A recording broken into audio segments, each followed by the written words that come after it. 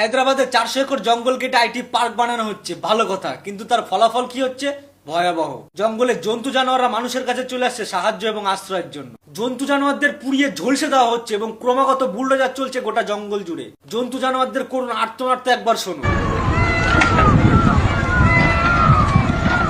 মানে ডিপলি একবার চিন্তা করে দেখো আমরা কোন যুগে বাস করি। দাউ দাউ করে জ্বলছে গোটা জঙ্গল, আর এর ভয়াবহতা যদি আমরা এখনই থামাতে না পারি তাহলে ইতিহাস আমাদের কোনোদিনও ক্ষমা করবে না। কারণ এই 400 একর জঙ্গলে 455 ধরনের এনিমেলস এবং প্ল্যান্টস পাওয়া যায়, আর এই ঘর হলো হাজারো পিকক্স, হরিণ এবং পাইথনের মতো সাপও এখানে পাওয়া যায়। কিন্তু তেলেঙ্গানার কংগ্রেস সরকার এই 400 একর জঙ্গল আইটি কোম্পানির হাতে তুলে দিয়েছে, আর যার ফলাফল গোটা জঙ্গলের জন্তু জানোয়াররা ভুগছে। আর সেই কারণে হায়দ্রাবাদ ইউনিভার্সিটি এবং হাজারো স্টুডেন্টরা প্রোটেস্ট করে চলেছে, কিন্তু তাদের উপরেও চলছে লাঠিচার্জ। তো ধিক্কার এরকম সরকারের, ধিক্কার এরকম প্রগতি।